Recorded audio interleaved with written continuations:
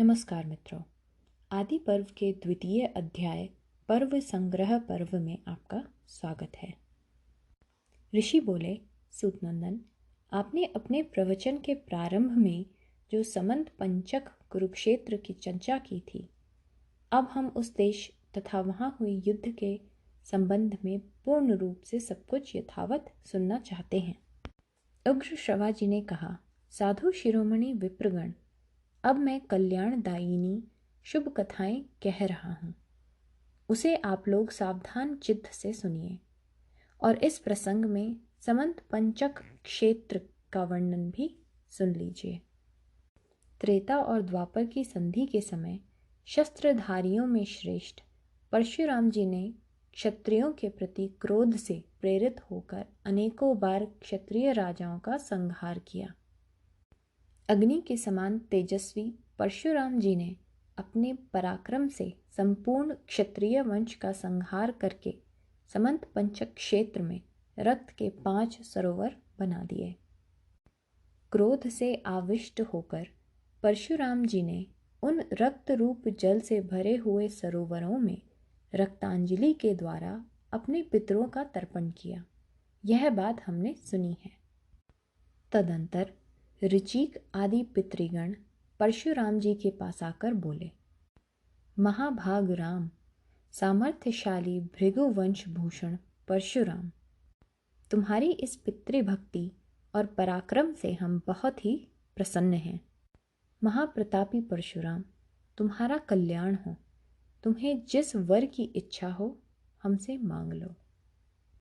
परशुराम जी ने कहा, यदि आप सब हमारे पितर मुझ पर प्रसन्न हैं और मुझे अपने अनुग्रह का पात्र समझते हैं, तो मैंने जो क्रोधवश क्षत्रिय वंश का विध्वंस किया है, इस कुकर्म के पाप से मैं मुक्त हो जाऊं और मेरे बनाए हुए सरोवर पृथ्वी में प्रसिद्ध तीर्थ हो जाएं।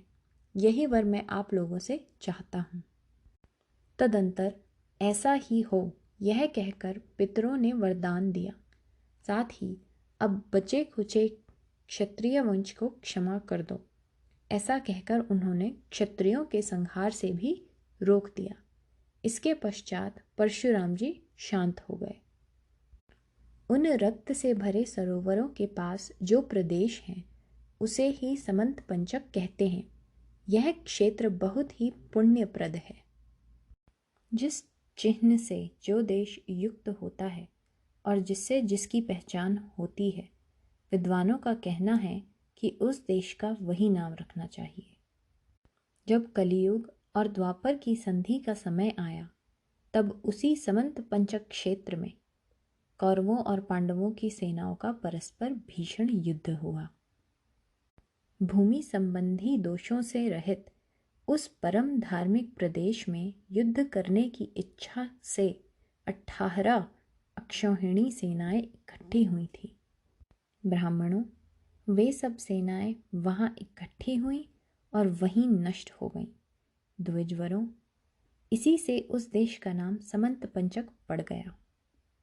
वह देश अत्यंत पुण्यमय एवं रमणीय कहा गया है। उत्तम व्रत का पालन करने वाले श्रेष्ठ ब्राह्मणों, तीनों लोकों में जिस प्रकार उस देश की प्रसिद्धि हुई थी, वह सब मैंने आपसे कह दिया। ऋषियों ने पूछा, सूतनंदन, अभी अभी आपने जो अक्षौहिणी शब्द का उच्चारण किया है, उसके संबंध में हम लोग सारी बातें यथार्थ रूप से सुनना चाहते हैं। अक्षौहिणी सेना में कितने पैदल, घोड़े, रथ और हाथी होते हैं, इसका हमें यथार्थ वर्णन सुनाइए, क्योंकि आपको सब कुछ ज्ञात है। उग्र श्रवाजी ने कहा, 1 रथ, 1 हाथी, 5 पैदल सैनिक और 3 घोड़े, बस इन्हीं को सेना के मर्मज्ञ विद्वानों ने पत्ती कहा है। इसी पत्ती की तिगुनी संख्या को विद्वान पुरुष सेनामुख कहते हैं। 3 सेनामुखों को एक गुल्म कहा जाता है। 3 गुल्म का एक गण होता है। 3 गण की एक वाहिनी होती है और 3 वाहिनियों को सेना का रहस्य जानने वाले विद्वानों ने पृतना कहा है। 3 पृतना की एक चनु, 3 चनु की एक अनिकिनी, और 10 अनिकिनी की एक अक्षौहिणी होती है। यह विद्वानों का कथन है। श्रेष्ठ ब्राह्मणों, गणित के तत्वज्ञ विद्वानों ने एक अक्षौहिणी सेना में रथों की संख्या 21,870 बतलाई है। हाथियों की संख्या भी इतनी ही कहनी चाहिए। निष्पाप ब्राह्मणों, एक अक्षौहिणी में पैदल मनुष्यों की संख्या 1,09,350 जाननी चाहिए। एक अक्षौहिणी सेना में घोड़ों की ठीक ठीक संख्या 65,610 कही गई है। तपोधनों, संख्या का तत्व जानने वाले विद्वानों ने इसी को अक्षौहिणी कहा है, जिसे मैंने आप लोगों को विस्तार पूर्वक बताया है। श्रेष्ठ ब्राह्मणों, इसी गणना के अनुसार कौरव पांडव दोनों सेनाओं की संख्या 18 अक्षौहिणी थी। अद्भुत कर्म करने वाले काल की प्रेरणा से समंत पंचक क्षेत्र में कौरवों को निमित्त बनाकर इतनी सेनाएं इकट्ठी हुईं और वहीं नाश को प्राप्त हो गईं। अस्त्र शस्त्र के सर्वोपरि मर्मज्ञ भीष्म पितामह ने 10 दिनों तक युद्ध किया। आचार्य द्रोण ने 5 दिनों तक कौरव सेना की रक्षा की। शत्रु सेना को पीड़ित करने वाले वीरवर कर्ण ने 2 दिन युद्ध किया और शल्य ने आधे दिन तक। इसके पश्चात दुर्योधन और भीमसेन का परस्पर गदा युद्ध आधे दिन तक होता रहा। 18वां दिन बीत जाने पर रात्रि के समय अश्वत्थामा, कृतवर्मा और कृपाचार्य ने निशंक सोते हुए युधिष्ठिर के सैनिकों को मार डाला। शौनक जी, आपके इस सत्संग सत्र में मैं यह जो उत्तम इतिहास महाभारत सुना रहा हूँ, यही जन्मेजय के सर्प यज्ञ में व्यास जी के बुद्धिमान शिष्य वैशंपायन जी के द्वारा भी वर्णन किया गया था। उन्होंने बड़े बड़े नरपतियों के यश और पराक्रम का विस्तार पूर्वक वर्णन करने के लिए प्रारंभ में पौष्य, पौलोम और आस्तिक इन 3 पर्वों का स्मरण किया है।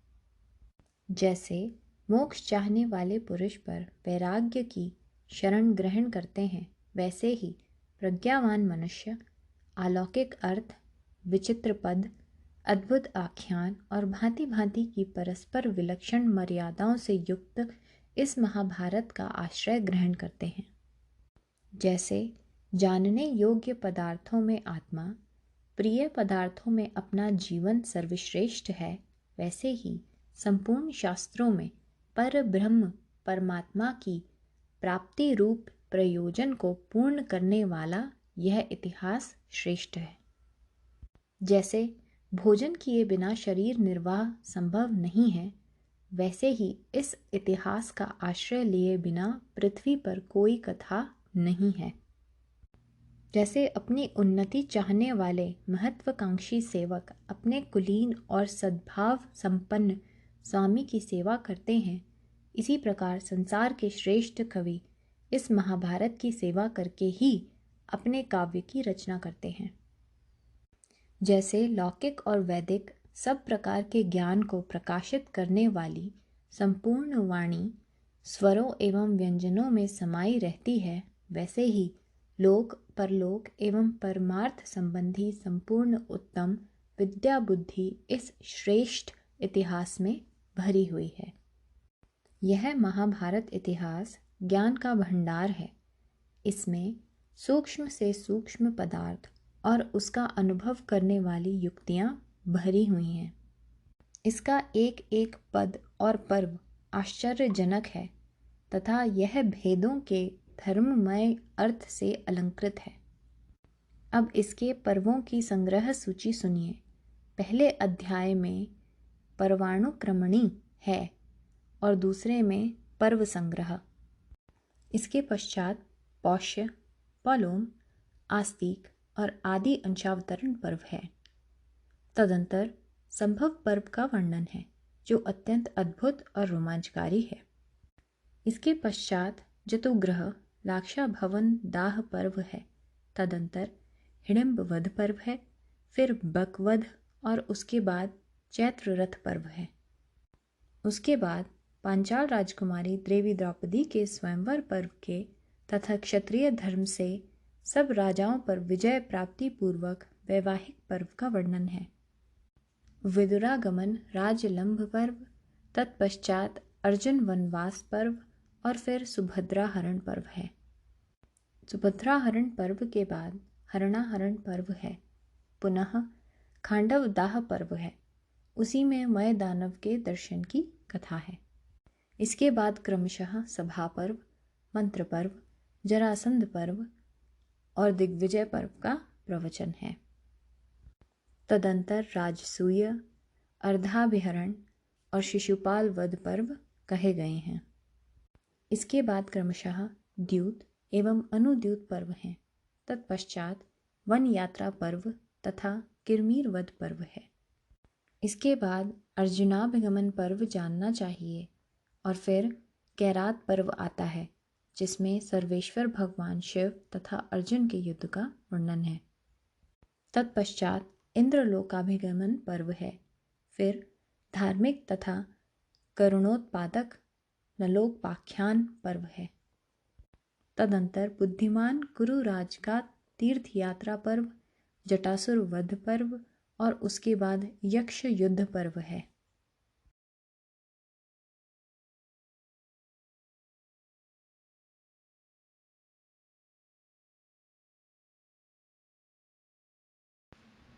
इसी प्रकार अध्याय 2 की पहली कड़ी समाप्त होती है। मिलते हैं अगली कड़ी में। धन्यवाद।